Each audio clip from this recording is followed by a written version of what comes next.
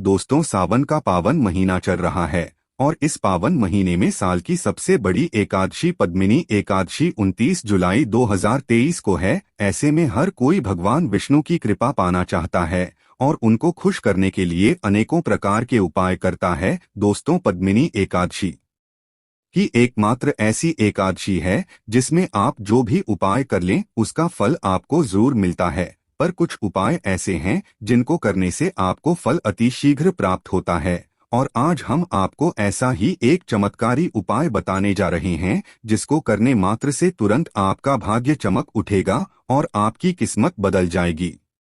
वर्षों पुरानी बीमारी और गरीबी का नाश होगा और घर में बुरी शक्तियों का अंत होगा और यह एकमात्र उपाय ही आपको धनवान बना देगा। आखिर कौन सा है यह चमत्कारी असरदार उपाय जो कि इतना प्रभावशाली और असरकारक है? दोस्तों इससे पहले अगर आप भी भगवान विष्णु की कृपा अपने जीवन में पाना चाहते हैं तो वीडियो को लाइक करके कमेंट में जय हरि विष्णु और जय मां लक्ष्मी लिखना ना भूले। दोस्तों सावन मास शुक्ल पक्ष में वाली एकादशी तिथि को अधिक मास में पद्मिनी एकादशी कहा जाता है। हर 3 साल में एक बार आने की वजह से हिंदू धर्म में इसका विशेष महत्व होता है। ज्योतिष शास्त्रों के अनुसार पद्मिनी एकादशी भगवान विष्णु को बहुत प्रिय होती है, इसलिए इस एकादशी पर सभी भक्तों को पूरी श्रद्धा और आस्था के साथ व्रत करना चाहिए।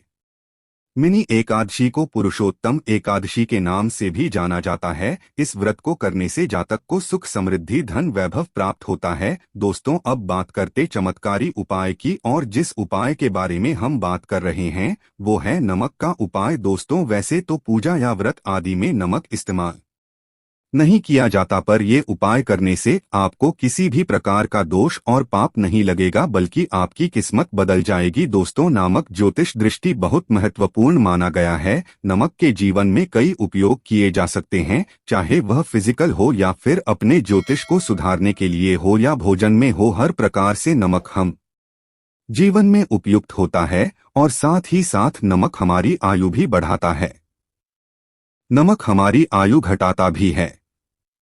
नमक के बहुत सारे उपाय बताए जाते हैं लेकिन आज हम आपको कुछ ऐसे अद्भुत उपाय बताएंगे जिनको आप जानकर बहुत ज्यादा हैरान हो जाएंगे। कई प्रकार के नमक होते हैं जैसे सेंधा नमक जिसे पहाड़ी नमक भी कहा जाता है, समुद्री नमक, काला नमक, सफेद वाला नॉर्मल नमक और इसी नमक को इस्तेमाल करके विभिन्न तरीके से हम अपने घर में सुख समृद्धि ला सकते हैं। कहते हैं अगर कुंडली में चंद्रमा कमजोर हो तो समुद्री या सामान्य नमक का इस्तेमाल नहीं करना चाहिए बल्कि सेंधा नमक का इस्तेमाल करना चाहिए।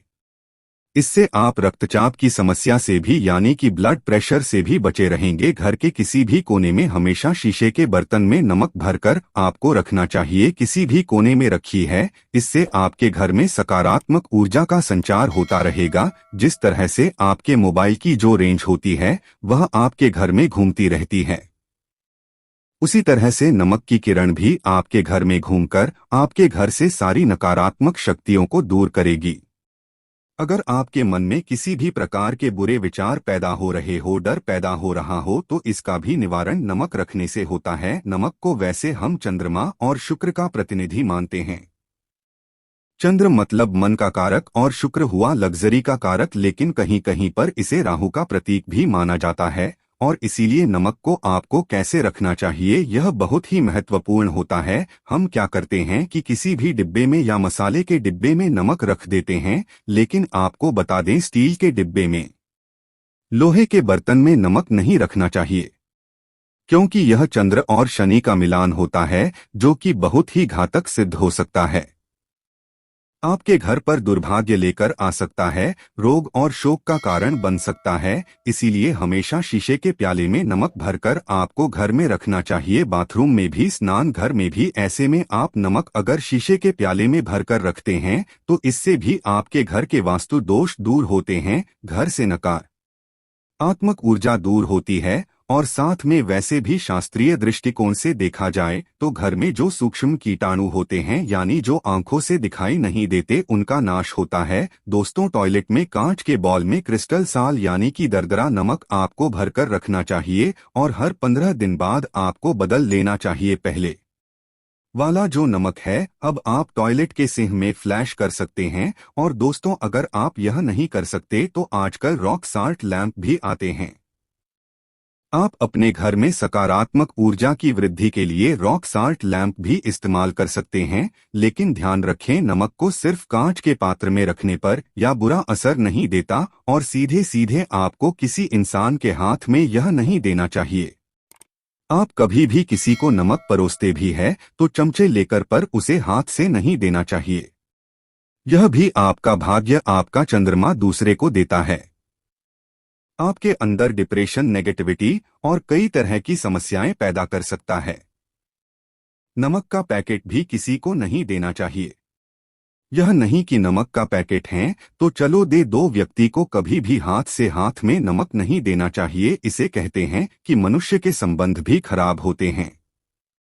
दोस्तों, नमक हमारे घर की सुरक्षा करता है, सिर्फ अंदर नहीं। अगर आप चाहे तो घर के मुख्य द्वार पर डेली वाला जो नमक होता है, काला नमक, व लाल रंग के कपड़े में बांध देना चाहिए। अगर आपके घर पर बहुत सारे शनि दोष है, राहु केतु के दोष है और आपको लगता है कि घर पर किसी ने कुछ किया धरा है, किसी बांध दिया है, नकारात्मक शक्तियां घर पर ज्यादा है, कहीं कहीं पर इसे भूत प्रेत बाधा भी कहते हैं, बुरी शक्तियां होती हैं, वह प्रवेश कर जाती है। ऐसे में आपको घर के मुख्य द्वार पर काला नमक बांधना चाहिए। लाल कपड़े में बांधकर घर के मुख्य द्वार से इसे लटका कर रखें। आप देखेंगे किसी भी प्रकार की बुरी शक्तियां, नकारात्मक शक्ति दिया है कोई अगर आपके आमने सामने ऐसा घर है जो आपको लगता है आपके घर पर नजर डालते रहते हैं, तो वह नकारात्मक शक्तियां आपके घर पर प्रवेश नहीं कर पाएंगे। डेली वाला काला नमक धन के लिए भी बहुत अच्छा होता है। दुकान के मेन गेट पर भी आप इसे टांग सकते हैं।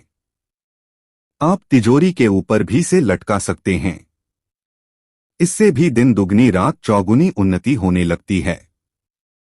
दोस्तों, नमक को जब आप रखते हैं तो उसमें 4-5 लौंग भी डाल दें। अगर आप धन के लिए करना चाहते हैं तो धन की आवक शुरू होने लगती है। घर में पैसे की अगर बरकत नहीं होती है तो पैसे की बरकत होने लगती है। नमक खराब नहीं होता है, जल्द ही सुगंध बनी रहती है और यह घर में धन का प्रभाव लेकर के आता है। एक और छोटा सा उपाय हम आपको बताते हैं कि कांच के गिलास में पानी और नमक मिलाकर घर के नेतृत्व में रख सकते हैं और उसके पीछे आप लाल रंग का एक बल्ब जला सकते हैं। अगर आप रॉक स्लॉट लैंड यूज नहीं करना चाहते तो यह उपाय कर सकते हैं और जब भी पानी सूख जाए तो उस गिलास को साफ करके दोबारा नमक मिलाकर पानी आपको भर देना है। जो पुराना नमक बच जाएगा उसको आपको वॉशरूम में फ्लैश कर देना है। एक बार घर में आपको नमक का पौधा जरूर लगाना चाहिए। पानी में थोड़ा सा साबुत खड़ा नमक, जो समुद्री नमक होता है, वह नहीं हो तो नॉर्मल नमक मिला सकते हैं। वह मिलाकर आपको पोछा लगाना चाहिए। सिर्फ गुरुवार के दिन आपको यह काम नहीं करना चाहिए, बाकी दिन भी कीजिए और इससे घर की नकारात्मक ऊर्जा नष्ट हो जाती है। दोस्तों, नमक को बरसों से, प्राचीन काल से बच्चे की नजर उतारने के लिए काम में लिया जाता है।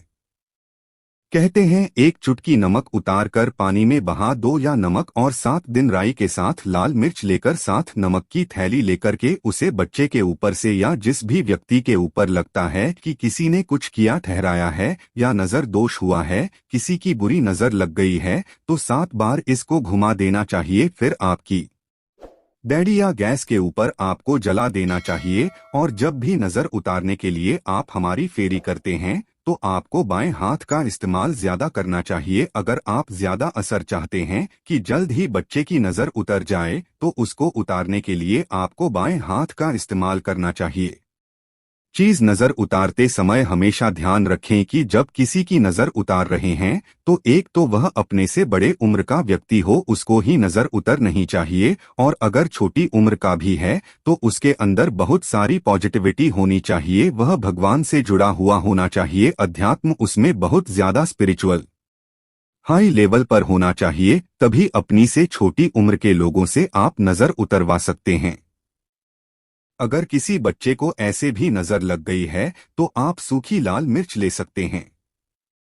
राई और प्याज के छिलके आप इसके साथ ले सकते हैं, नमक के साथ साथ, और इन सभी चीजों को जो गाय के जलते हुए उपले होते हैं या जलते हुए कोयले होते हैं, गोबर के कंडे या अग्नि पर कहीं पर भी घुमाकर के साथ बार आप रख सकते हैं और फिर सभी चीजों को जलता हुआ घर के बाहर फेंक देना चाहिए। जलता हुआ ध्यान रखिए, बहुत सावधानी से करें, थोड़ा डेंजरस उपाय है और आग बुझने के साथ साथ ही आपके ऊपर की नजर का प्रभाव भी आप देखेंगे कम होने लगेगा। ऐसे अगर आप कुछ भी नहीं कर सकते हैं तो आप एक मुट्ठी पिसा हुआ नमक ले लीजिए और अपने सिर के ऊपर से 3 बार उल्टी दिशा में उतार दें और ऐसे ही दरवाजे के बाहर फेंक दें। लेकिन यह वाला उपाय हम कम प्रेफर करते हैं क्योंकि कहते हैं कि नमक में पाप नहीं लगना चाहिए, हमेशा पानी में उसे बहा देना चाहिए या जला देना चाहिए।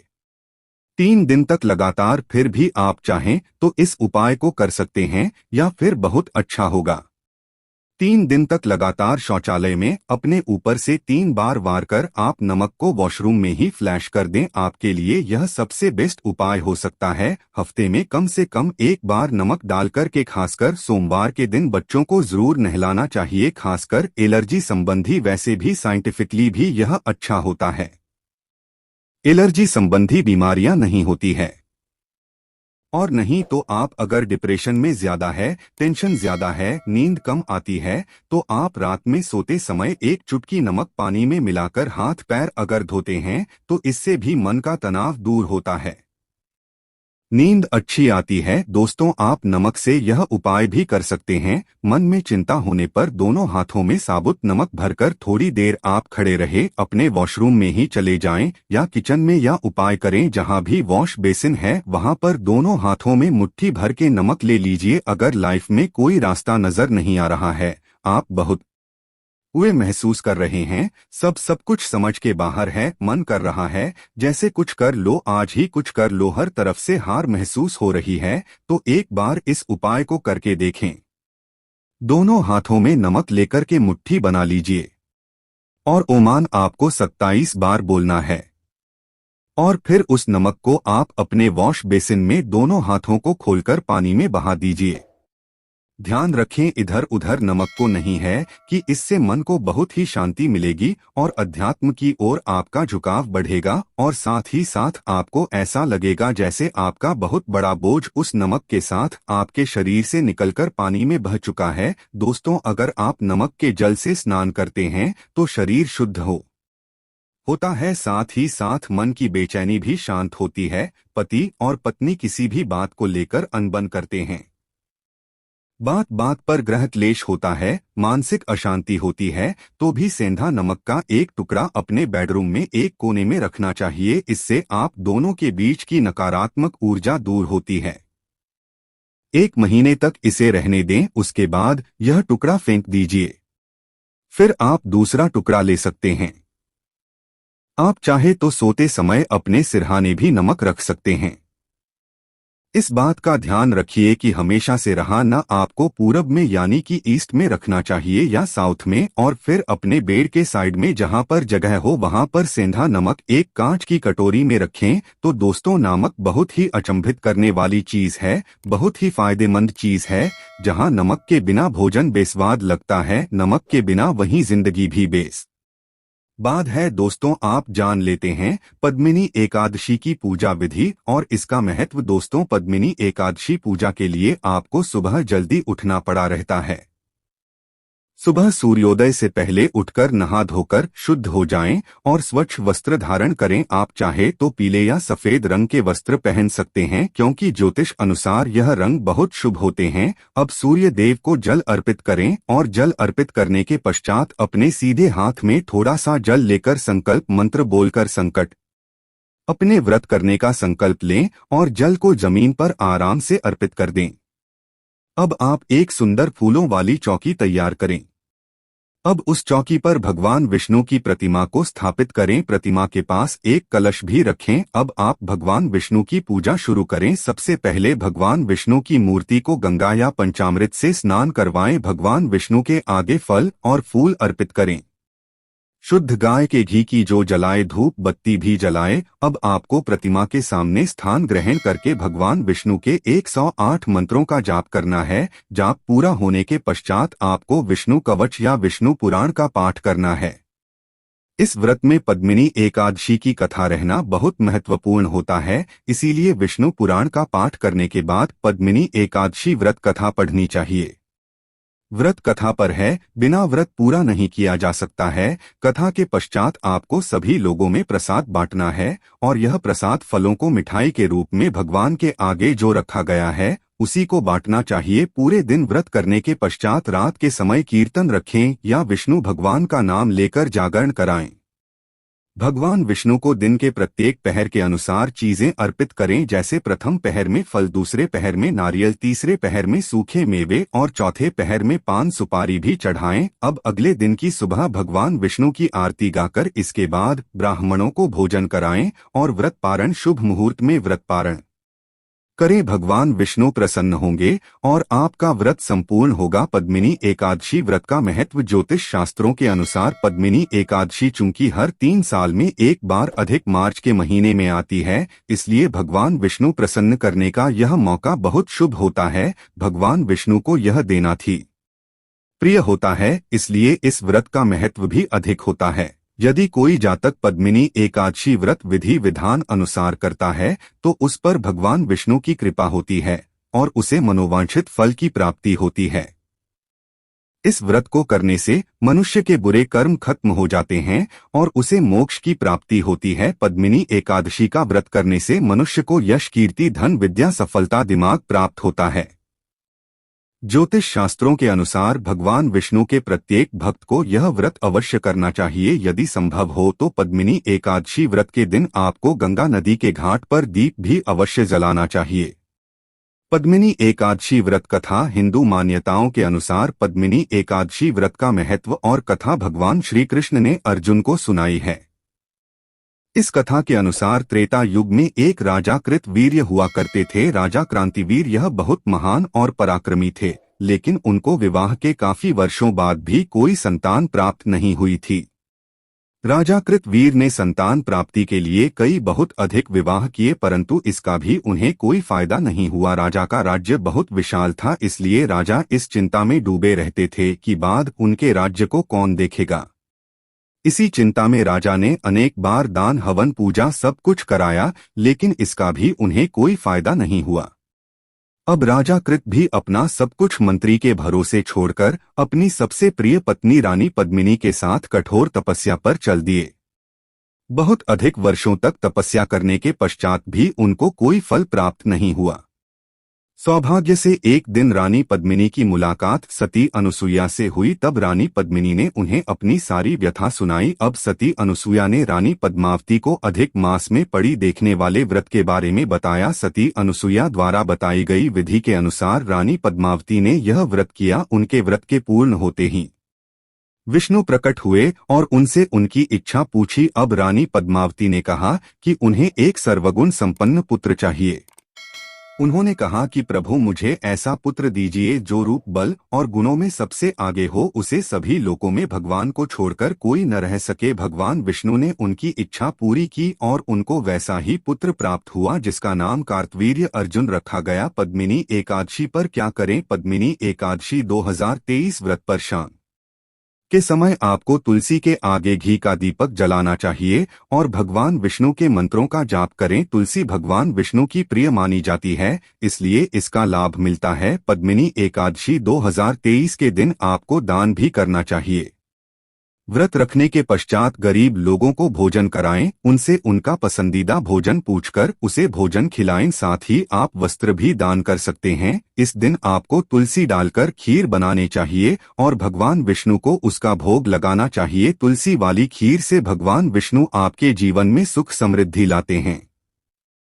मिनी एकादशी के दिन आपको पीपल के वृक्ष की पूजा करनी चाहिए। पीपल के वृक्ष में भगवान विष्णु का वास माना जाता है, इसीलिए इस दिन इस पेड़ की पूजा करने से आपको विशेष फल प्राप्त होता है। पद्मिनी एकादशी से अगले दिन ब्राह्मणों को भोजन कराना चाहिए। इसके पश्चात ही अपना व्रत खोलें, उससे पहले ब्राह्मणों को भोजन कराएं। आप 5 या 7 ब्राह्मणों को भोजन करा सकते हैं। पद्मिनी एकादशी पर क्या न करें। पद्मिनी एकादशी के दिन किसी भी प्रकार का मांस, मदिरा या तामसिक भोजन जैसे लहसुन, प्याज, लाल मिर्च, तेज मसाले आदि का प्रयोग न करें। इस व्रत में किसी भी प्रकार का अन्न ग्रहण न करें और न ही जल पी है। लेकिन यदि आप निर्जला व्रत नहीं रख सकते हैं तो जल ग्रहण कर सकते हैं और एक समय फलाहार भी कर सकते हैं। किसी के लिए गलत विचार या गलत भावना अपने मन में या दिल में ना रखें। अपने विचारों को शुद्ध रखें और अपने व्रत पर पूरा ध्यान दें। अपने मन को इधर उधर भटकने दें। इस दिन या इससे पहले वाले दिन ब्रह्मचर्य को न तोड़े। ब्रह्मचर्य का पालन करना इस व्रत के पहले वाले दिन से ही जरूरी होता है। इसलिए व्रत कर रहे हैं तो यह बात ध्यान रखें, काम, क्रोध, लोभ, मोह, अहंकार अपने अंदर न रखें। व्रत करते समय इन सभी को त्याग दें।